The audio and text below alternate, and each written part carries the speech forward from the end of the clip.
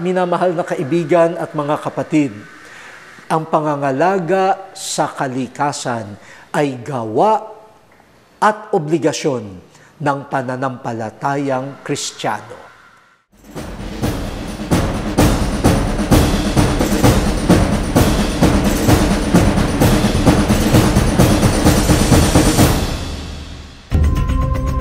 Ang pambansang pamahalaan ng Pilipinas ay nagbigay ng pahintulot sa Philippine Reclamation Authority para magsagawa ng malawakang land reclamation sa buong bansa sa pamamagitan ng public-private partnerships. Nasasaad sa National Reclamation Plan na ang Administrasyong Aquino ay magsisimula ng 102 proyekto ng reklamasyon na may kabuuang sukat na 38,000 ektaryang foreshore areas. Ngunit mayroong mga pagtutol sa proyektong ito. Yung buong Manila Bay, depende yan kung anong klaseng development ang gusto mong ilagay. Siguro ako unang i-require ko. Pwede bang pag-aralan muna natin ng gusto kung ano yung mga dapat nating malaman tungkol sa Manila Bay? Malaman natin ano yung mawawala kung may mga gagawing proyekto. Tingnan natin yung balance.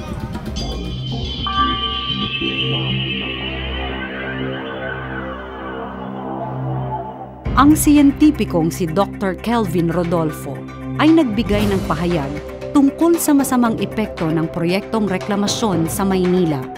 Ayon sa kanya, my opposition to reclaiming any part of Manila Bay is because the planners appear to have ignored or minimized three exceedingly dangerous phenomena that threaten the reclaimed areas. Kung ang lugar na tatambakan mo, ang nasa ilalim niya ay malambot na putik, okay? Maglagay ka ng patong sa kanya, anong mangyayari dun sa nasa ilalim na malambot na putik? Mapipipi siya, di ba? Mapipipi siya. Ang lakas ng paglubog ng lupa ng Manila, along the Manila Bay dahil kumukuha ng tubig, groundwater extraction. So, ang tendency nito, bumaba yung lupa. So, pag tumataas naman yung tubig dagat, papatong din yun sa rising of the sea level kasi lumulubog nga yung lupa. All over the Philippines, no, buong paligid, halos tumataas ng 1 sentimetro kada taon. In 10 years time, meron kang 10 sentimetro. Yan. In 20 years time, meron kang 20 sentimetro. Para sa ikalawang dahilan, ito naman ang pahayag ni Dr. Rodolfo. The second one is yung kombinasyon ng storm surge at mga along bagyo. At kung tama yung tiyempo, maaaring kasama din nung laki ng tubig o nung high tide.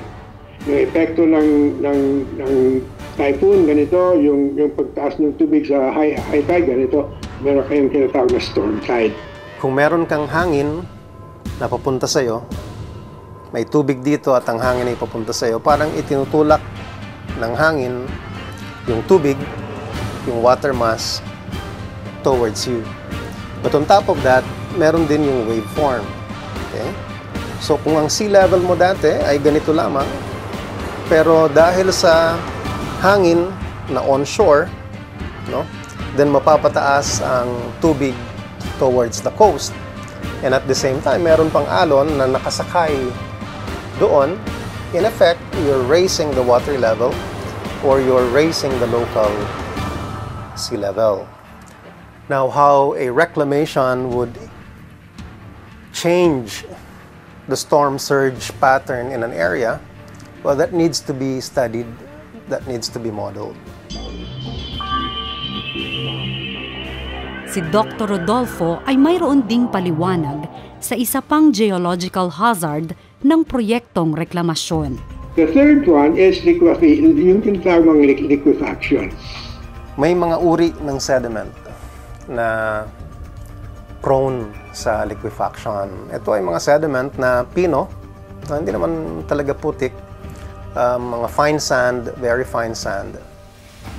nung siya'y na-deposit, siya'y naipon, mataas yung kanyang water content. No? May mga nakapatong na sediment, so yung pressure sa ilalim parang gustong lumabas ng tubig. Kapag lumindol, yung mga sand grains ngayon doon, magre-reorganize siya. At dahil na-reorganize siya from, dati sabihin natin, loose yung packing, nagalaw ng konti, magiging mas compact yung packing.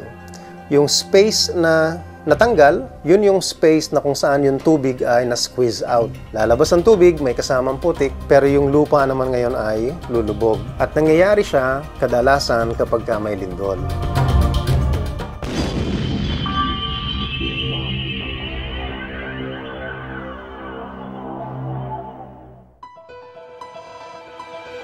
Maliban sa mga nabanggit na geological threats, nariyan ang sea level rise at ang malaking posibilidad ng paglala ng issue sa pagbaha at ang pagkasira ng marine life sa Manila Bay. Kakaiba itong sea level rise kasi hindi lang ito pagbaha. So, ibig sabihin, totally lulubog yung mga lupa. So, permanente yung tubig. At yan ay nakikita na natin sa iba-ibang lugar like sa Ubando, sa Nabotas, Malabon, may mga lugar doon na kahit walang ulan, ay may tubig na baha. Saka sa Cavite, meron na rin mga ganitong nakikita.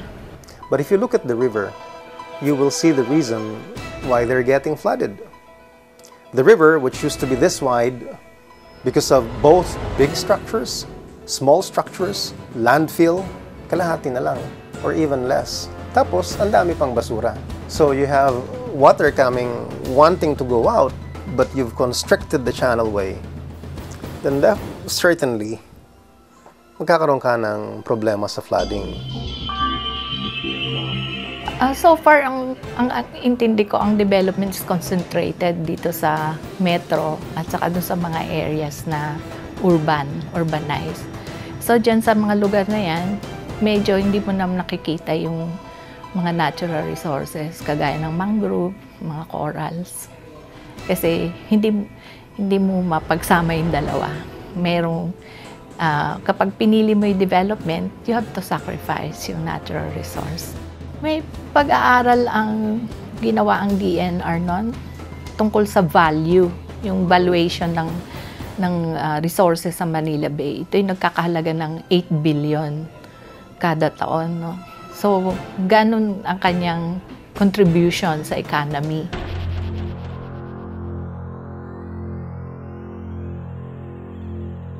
Kaya po pakiusap sa ating lahat, tuklasin muli ang spirituality ng pagiging mabuting katiwala ng kalikasan.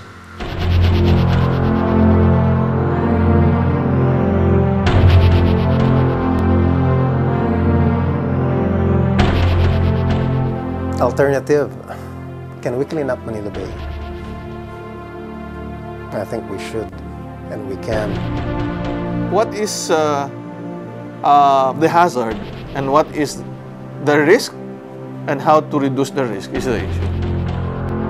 So, kailangan protektahan natin ito, yung kanyang resources. So, yung mga nai-contribute niya sa economy, ganun kalaki. Kaya panawagan po sa mga mamamayan at pati po sa ating mga leader. Bukod po sa tinatawag nating stewardship o wastong pangangalaga, meron din pong usapin tungkol sa governance. At ang governance ay isang uri ng pagiging katiwala. Ang pag-govern ay sana ayon sa common good. Ang tamang pamamahala ng resources ng bayan, ang tamang pamamahala ng ating patrimony ay sa pamamagitan po ng paghahanap sa common good.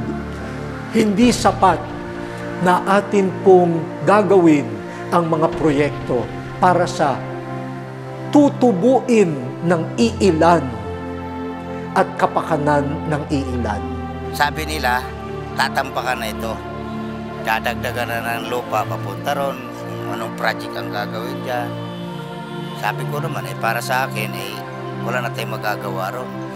Kasi sila ang nasa pwesto Wala kami mga kagaya namin, mga sibilyan, ordinaryo tao. Wala kami magagawa, hindi namin kontrahin yun. Tutusin talaga, ako ayaw ko rin kung tutusin na talagang matambakan yan. Dahil alam namin yung nangyari katulad sa MOA, doon sa Marina. Dahil doon sa hindi na kami nakakapasok ngayon doon. Dati pwede pa. Dito sa Senate, ganun din, bawal na rin, unti-unti na. Tinataboy na rin kami. Kaya natitira na lang yung bewok. Kung natambakan bang bewok, tapos ganun din nangyari, wala na. Wala na kami bingwitan talaga. Kaya lang, wala nang mabingwitan. Kaya tuloy sabi nga ho nung iba, parang kanila na rin yung dagat. Kasi nga naman walang may-ari nung dagat Tahong isda, mga tilapia, yun po, ibinibinta namin katulad yan, binibinta namin sa taas. Pang-araw-araw po yun para mayroon kami pagkain, mabibili. Ulam naman, walang problema kasi tabing dagat. Yun din ang hanap buhay namin pang-araw-araw. Kung halimbawa may tuloy ang reclamation, magkakapapayag naman din siguro sila na kami mag-ano uli sa dagat. Kasi dito ang hanap buhay namin. Kaya lang, mawawala ng hanap buhay yung mag-iisda. Paano na ngayon yung mga kasamahan ko rin, kagaya ko? Kanya-kanya kami may pamilya. Tapos mawawala ng tubig dito, lalayo na ng gusto. Wala na kami magagawa.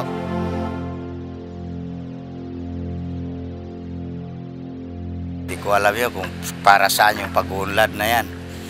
O para ba sa mga mahihirap o para lang din sa mga mayayaman.